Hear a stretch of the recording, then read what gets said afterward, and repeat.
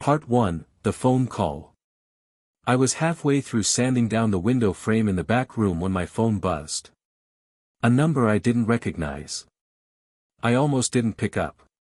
Almost let it ring into nothing, the way I had with so many things in my life. But something made me answer. Caleb. I froze. Her voice hadn't changed. Still soft, with that edge of tension that always made me listen a little too closely. Eva. I said, even though I already knew. There was a silence on the other end. Not hesitation. Just, wait. I wouldn't be calling if it wasn't important, she said. I leaned against the workbench, trying to steady my breathing. I haven't heard from you in 12 years. I know. You left. Without a word. I know, she said again. But I need to talk to you now. In person. I don't think that's a good idea. It's not about us. I wanted to laugh. That was a cruel kind of understatement. I have a daughter, Caleb. The pause stretched between us. She's not mine, I said automatically, the words as hollow as I felt. She's yours, Eva whispered. And she's missing. There are moments that divide your life cleanly in two, before and after. That call was mine. I drove out the next morning. 8 hours north, up toward the coast, to a place I hadn't seen since I was 27. The house at Shelter's End. Eva had inherited it from her grandmother, and we'd spent one strange, endless summer there, hiding from the world, or maybe pretending we could live without it. The driveway looked smaller than I remembered. The trees had crept closer, taller. Like they'd been left alone too long. The door creaked open before I even knocked. She stood there, arms crossed. Same eyes. Same gravity. You came, she said. I didn't know how to answer that. I stepped inside instead. The house smelled the same, cedar and old dust, with a trace of lemon polish. It was like time had folded in on itself. She's 15, Eva said, leading me into the kitchen. Her name is May. Why now? I asked. Why didn't you tell me? I was angry. I was scared. I thought I could do it alone. You could've. She looked down. Not anymore. She showed me a photo. May, standing on the porch. Tall, thin. Hair that looked like mine. Eyes that looked like hers. She was last seen 2 nights ago, Eva said. Left the house after we argued. She didn't come back. You go to the police. They said it's early. Teenagers wander. She's probably with friends. But you don't believe that. Eva looked at me, and I saw fear for the first time. I think someone was watching her. That night, I slept in the guest room. The wind outside moaned like it remembered things we didn't. I dreamed of the summer Eva left. Of shouting, broken glass, and the note she never wrote. And I dreamed of a girl I'd never met, disappearing into woods I once called home. The next morning, I found something under the floorboard in May's room. A journal. And the last thing she wrote stopped me cold. I think I know who my real father is. I think he used to live here. Part 2, Her voice on paper. I held the journal in my hands for a long time before I opened it again. It felt wrong to read it. Like I was breaking into a part of her life I hadn't earned access to. But she'd written those words for someone.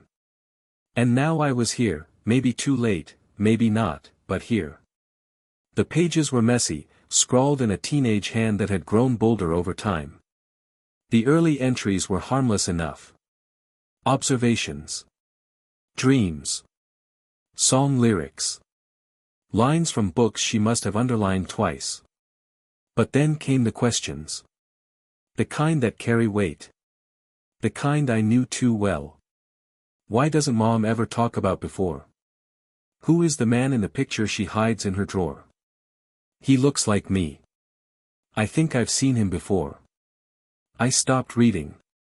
My throat tightened. I hadn't seen Eva in 12 years, but she'd kept a photo of me.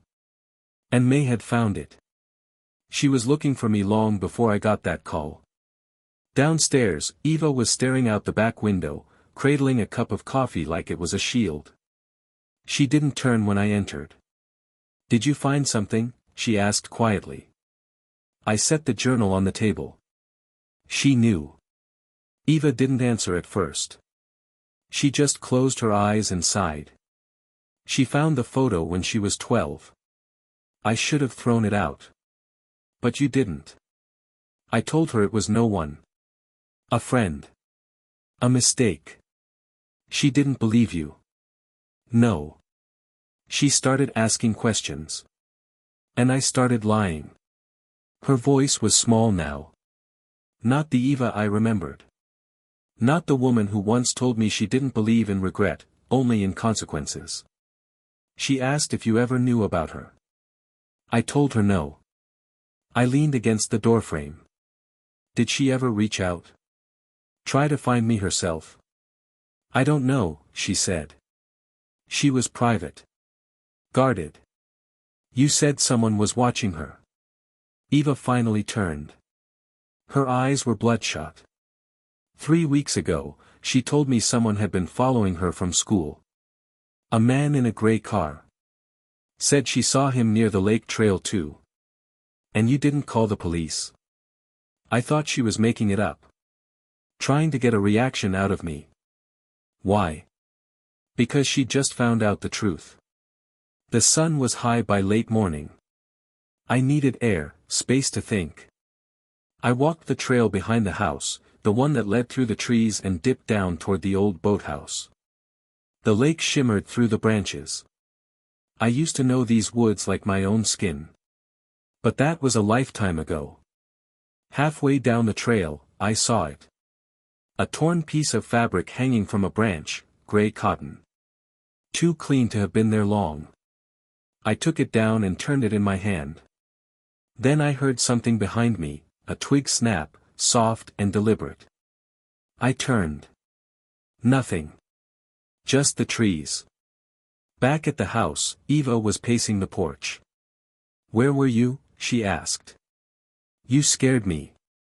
"I found this," I said, showing her the fabric. It was caught in a branch near the lake. She looked at it and paled. "That's from her hoodie. Then she went down that trail. Or someone dragged her that way." She sat hard on the step. "I should have told you years ago," she whispered. She asked me so many times, about her father. I kept waiting for the right moment. But it never came. And then I stopped looking for it. I sat beside her. "I wasn't ready then," I said. "But I'm here now. We're going to find her." Eva nodded, slowly, like she wanted to believe it. Like she needed to. And then she said something that made the breath stall in my lungs. She left me a note. I didn't tell you before because I didn't understand it. It said, "He's not who you think he is. He knew my father. The one you never talk about.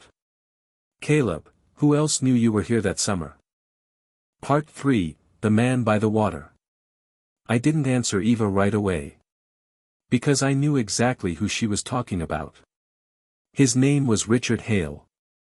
Back then, he lived 3 lots over, in a crooked lake house that always smelled like paint thinner and pine. He was older, mid-50s maybe, and had a habit of showing up uninvited. He'd wander over in the evenings, beer in hand, talking like we owed him something just for being born in the same town. I never liked him. Neither did Eva. But one night, I caught him staring too long when she bent to pick something up. His eyes didn't blink, just followed. I told her, she brushed it off. Said I was imagining things. But now, sitting on the porch with a piece of May's hoodie in my hand, I wasn't so sure anymore. Eva pulled out the note again. May's handwriting was jagged, like she'd written it in a rush. "He's not who you think he is. He knew my father. The one you never talk about. That line again. My heart dropped. You think she meant me? Eva shook her head. No. I think she meant someone else. Someone she thought was her father. Someone who told her lies. I swallowed. And you think Hale told her something? I don't know what to think anymore. I stood up. Then we ask. The lake house hadn't changed much. Still leaning to one side. Still had that peeling maroon door and the wind chimes that clinked like bones. I knocked. No answer. I knocked again. Then I heard it, footsteps inside. A shuffling. Slow. Intentional. Richard? I called. The lock clicked. The door creaked open. He was thinner now. Paler. Eyes yellowed with time and something else. Something darker. Well, I'll be damned, he said. If it isn't Caleb Morgan. I didn't smile. We need to talk. He leaned against the frame, unfazed. Come to reminisce about the good old days. I'm looking for a girl. Aren't we all? She's 15. Her name is May. Eva's daughter. His smirk faltered. And? She's missing. He tilted his head, feigning surprise. And you think I have something to do with that? I think you told her something. His eyes darkened, but his voice stayed calm. Teenagers say all kinds of things when they're looking for someone to blame. She wrote a note, I said. Mentioned her father. Said he wasn't who Eva thought he was. He paused. Then I guess she found out. The air shifted between us. I stepped closer. What does that mean? He smiled again, small and cruel. You should ask Eva. I left before I did something I'd regret. Back at the house, I found Eva in the upstairs hallway, standing outside May's room. He knows something, I said. He admitted it without admitting it. She didn't move. Her hand rested on the doorknob. There's something I need to tell you, she said. What now? She finally looked at me. May isn't just your daughter. She's his too. My mouth went dry. What are you talking about? After you left. I was angry. I drank. It was one night. I didn't know until later. But when I did, I lied. No. I told her you were the father. I needed to believe it. I needed her to believe it. The hallway seemed to close in around me. You think she found out? Eva nodded, eyes red. She found a letter I wrote but never sent. I think she went looking for answers. And found Hale. God help her. I turned to the window. The lake shimmered like it was holding its breath. That's when I noticed something. A canoe. Drifting on the far end of the water, half tucked beneath the trees. Abandoned. Or hidden. And just beside it. A single shoe. Part 4, Beneath the Surface. I don't remember running. Just the sound of my breath punching in and out of my chest and the cold slap of branches against my arms. The lake shimmered ahead, caught in the gray light of afternoon like a polished stone. Silent. Watching. I stopped at the edge of the shore where the canoe bobbed gently against a tangle of reeds. The shoe was still there, small, soaked, pale blue. I recognized it from the photo Eva had shown me. May was wearing them. I picked it up, throat tightening. I turned toward the trees. May. I shouted. Nothing. May. Just the wind through the pine needles. Eva caught up to me a minute later, breathless, face pale. She's been here, I said, holding up the shoe. Eva bent over, hands on her knees, trying to catch her breath. That's hers. I looked at the canoe. No paddle. She looked at me. Then how did it get out here?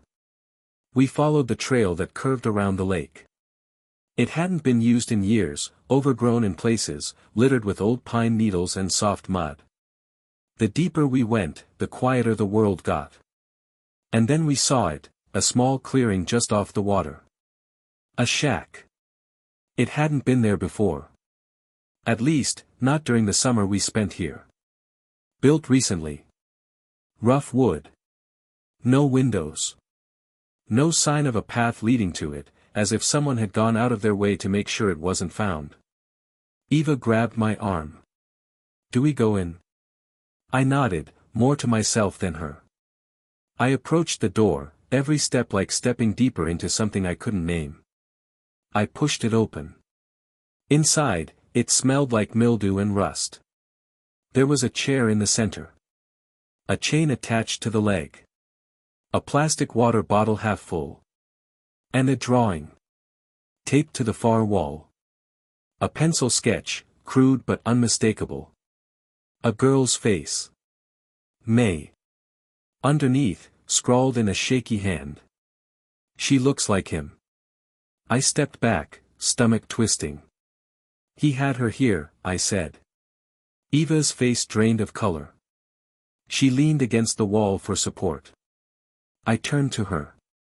"You knew. Somewhere inside, you knew." She didn't deny it. I didn't want to believe it. We drove straight to the sheriff's office. He was an older man. Knew Eva's family. Took one look at us and waved us into his office. I gave him everything, the journal, the shoe, the shack. He listened carefully. Too carefully. And then he said something that set my nerves on fire. "I know Richard Hale." I stared at him. "That's not an answer. It's a small town, Caleb. You don't want to go starting fires over old grudges." Eva stood up. "My daughter is missing." "I understand. We'll look into it. That shack was built recently. It has a chain inside it.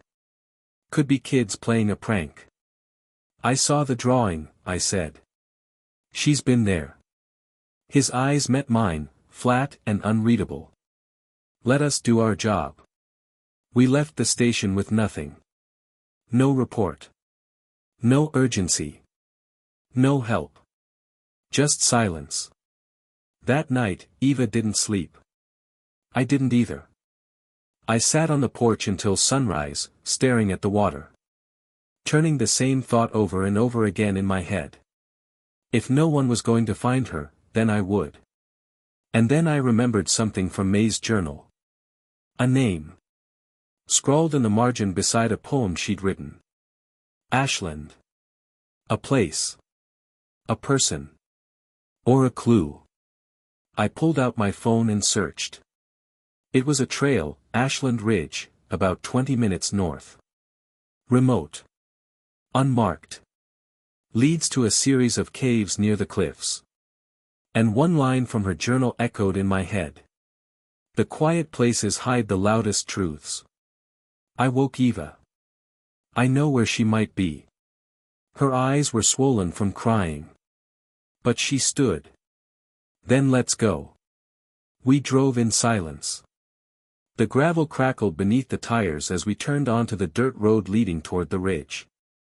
And there, parked just off the trailhead. A gray car. Part 5, Into the Dark. The gray car sat like an accusation. Dust covered. Engine cold. But it was his. Richard Hale's old Ford sedan, the same one May had described in her journal. Eva stood beside me, arms wrapped around herself like she was holding back the truth. I could see it, she knew we were close. The trail leading into Ashland Ridge was overgrown. Barely more than a deer path. But May's handwriting played like a voice in my head. The quiet places hide the loudest truths. We started walking. The trees thickened, the light dimmed. Every few hundred feet, I stopped and listened, hoping to hear something other than the wind or the scrapes of our boots on the ground. About half a mile in, the land dipped and curved into a ravine. Rocks jutted up like ribs beneath thin soil. Eva stumbled. I caught her arm. You don't have to do this, I said. She's my daughter, she whispered. We both do. We reached the first cave just after noon. It looked like nothing, a shadow in a wall of stone. But the closer I got, the more I could feel it, the cold breath rising from the entrance. It was deep. I clicked on the flashlight. The beam cut through the dark like a blade. The walls inside were damp, streaked with moss. But the thing that caught me was the sound. A muffled, metallic clink. I stopped. Eva heard it too. Did you? Yeah, I said. We followed the sound. 10 feet in, we found the backpack. It was May's. Same patches I'd seen in the journal.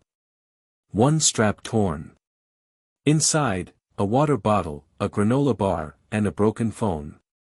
The screen was cracked, but still on. No signal.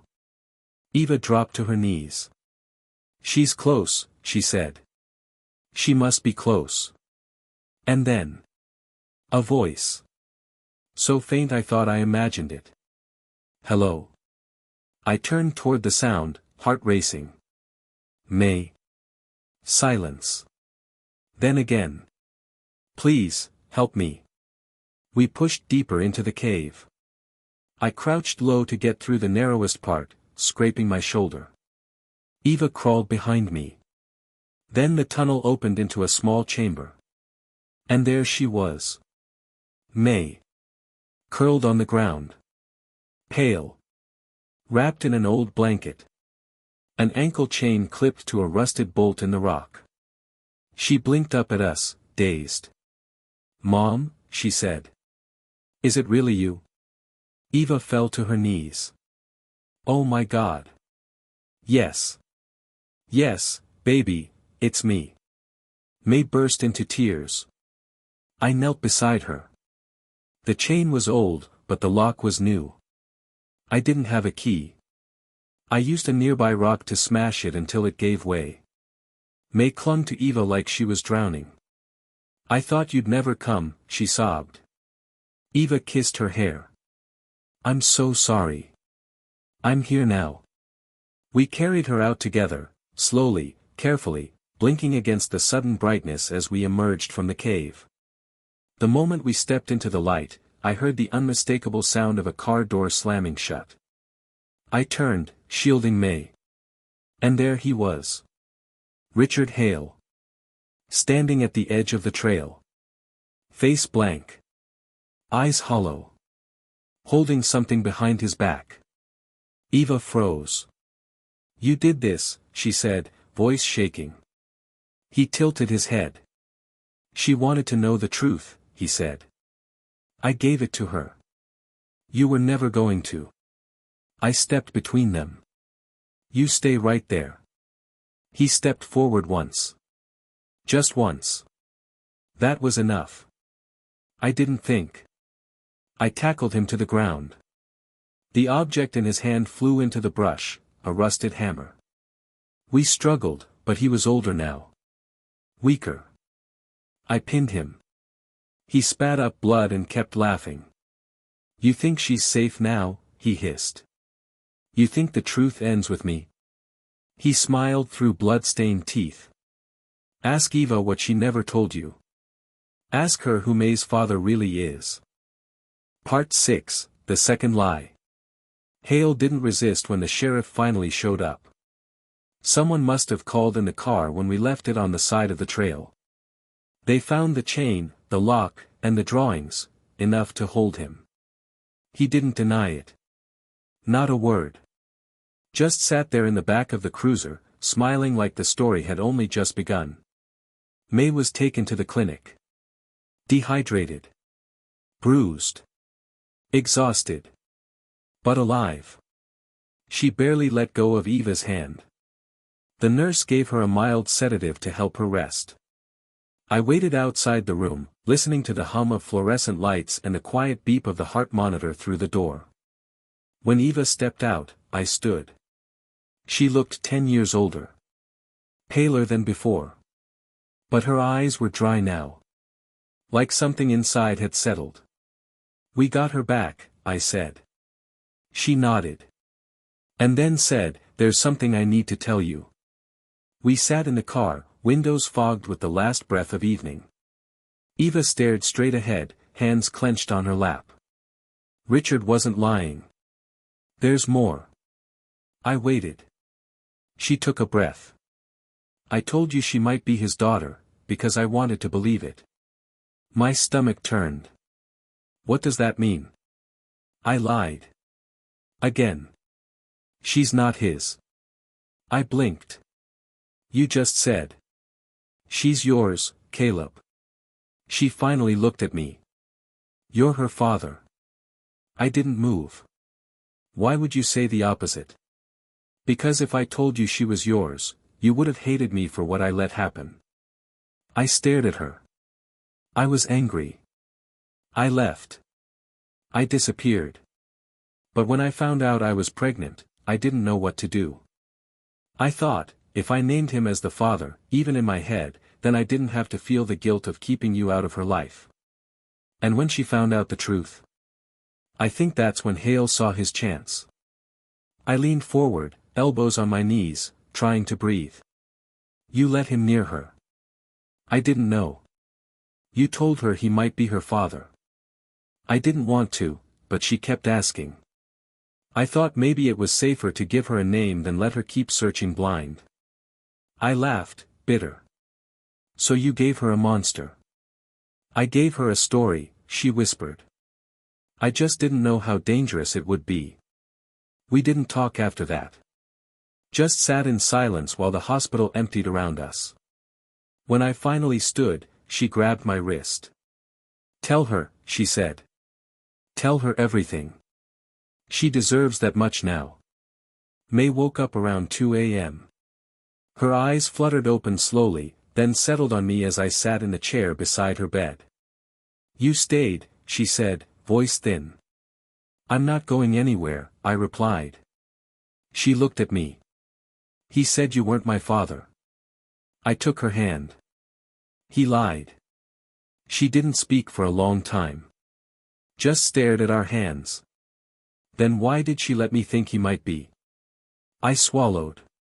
"Because people make mistakes when they're scared. Even the ones who love us most." She nodded once. Then asked the question that broke me. "Do you want me to be yours?" I gripped her hand tighter. "I always did. I just didn't know you existed." She looked away, tears slipping down her cheek. I reached out and brushed them away. "You're mine," I said. "No matter how we got here. You're mine." Outside, the wind moved through the trees like breath. And in that quiet, I realized something. The truth doesn't erase the past. But it can still make room for something new. Part 7, The Echoes Left Behind. May stayed in the hospital another day under observation, but her strength returned quickly, faster than anyone expected. The doctors called it resilience. I called it something else, survival. She didn't speak much that day, except in short questions. Nothing dramatic. Just little pieces of understanding being stitched back together, one careful word at a time. "How long did you and Mom know each other? What did you do before you came back? Why did she leave you?" I answered as honestly as I could. Nothing polished. Nothing neat. Just the kind of truth that comes too late but still matters when it finally arrives. Eva came in that evening, her hair still damp from the rain.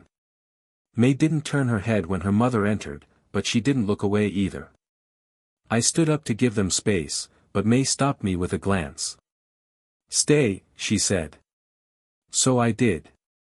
Eva sat on the edge of the bed, her hands folded, knuckles white. "I don't expect you to forgive me," she said to May. "What I did, what I hid, it was wrong. I thought I was protecting you. But I was protecting myself." May didn't answer right away. She stared out the window. "You told me he might be my father." "I know. I almost believed him. I know that too. Silence thickened between them until May finally spoke, her voice barely above a breath. You don't lie to people you love. Even if you think it's for a good reason. Eva's mouth trembled. I know. May looked down at her hands, then back up at her mother. I'm not ready to forgive you. But I don't hate you. Eva began to cry, quiet, contained. The kind of crying that feels like it's been waiting for years. I'll wait, she whispered. For as long as it takes. That night, we brought May home. Not back to the house at Shelter's End, she didn't want that.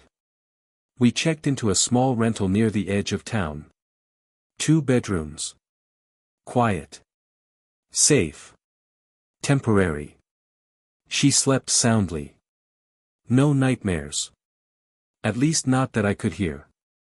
I sat on the balcony, listening to the rain hit the wooden railing. Eva stepped out a while later, wrapped in a blanket. She asked if she could stay with you for a while, she said. I looked at her. She trusts you. I don't know if I've earned that. You did more for her in 4 days than I did in 15 years. I shook my head. Don't say that. I have to. We didn't speak again until morning. And even then, it was just in glances. The way people do when they've said too much and not enough at the same time.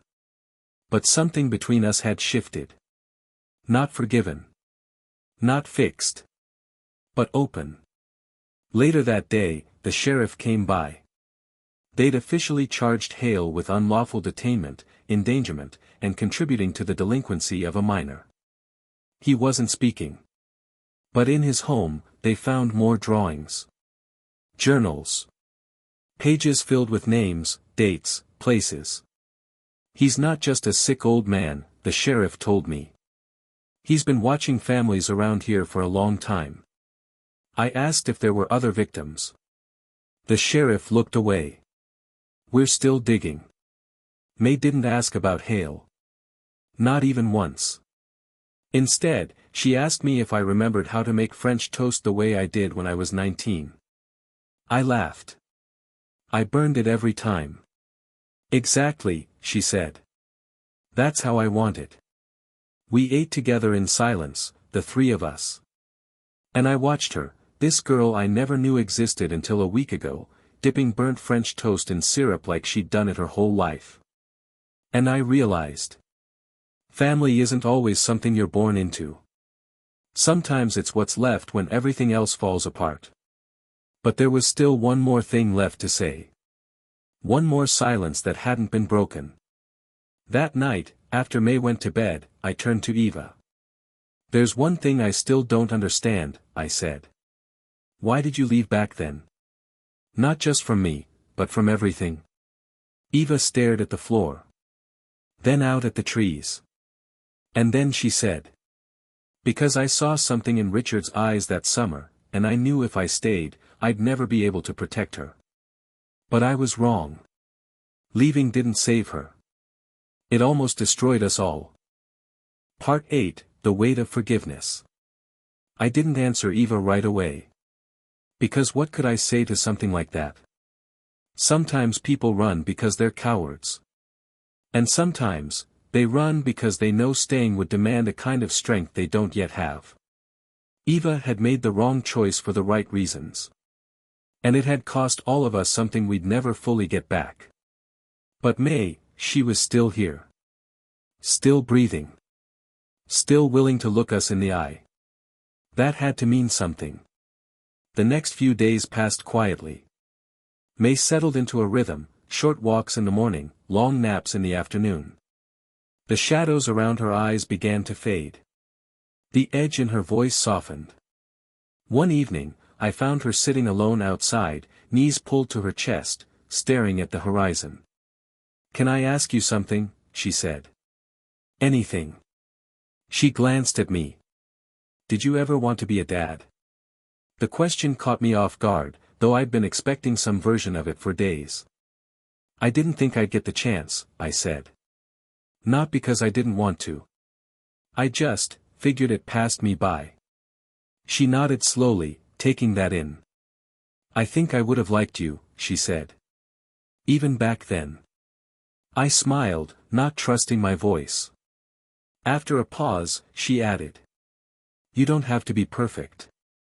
I just want you to stay. That was all she said. But it was everything. Eva joined us later that night. She sat down beside May, unsure of her welcome. May didn't pull away, but she didn't lean in either. The space between them was still raw, still rebuilding. Eva looked at me. She deserves better.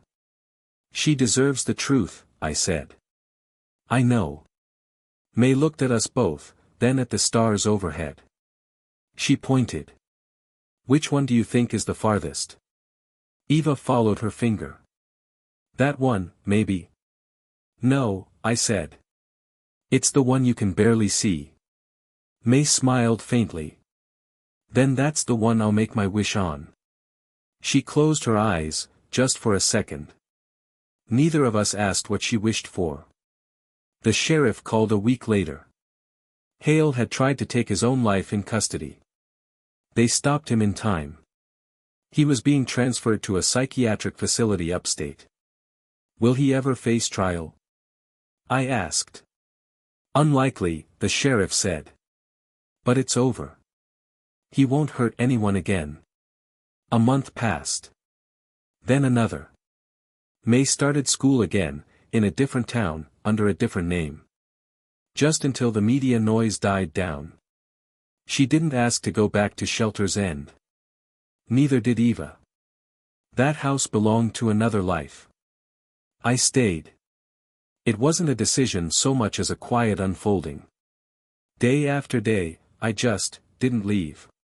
May liked having me there. Eva didn't ask me to go. And I didn't need convincing. I got a job at a local carpentry shop. Small projects. Simple work. Enough to keep my hands busy while my heart caught up. One night, May came into the kitchen while I was washing dishes. I'm glad you never gave up on me, she said, out of nowhere. I turned. You saved yourself, May. Maybe, she said. But I wouldn't have made it out without someone waiting on the other side. And Eva, she changed too. Slowly, like the tide pulling in after a long absence. She apologized without asking for anything in return. She gave space. She listened. And one night, as we stood outside watching the stars again, she slipped her hand into mine. Not as a promise. Not as a plea. But as a beginning. Sometimes the most important parts of a story don't come in the middle. They come when it's almost over, when you think everything's already been said, already been lost. That's when the quiet truths show themselves. The ones that say, yes, we were broken. Yes, we ran. But we're still here. And we're still choosing each other. Day by day. Word by word. Until the silence between us becomes something like love again.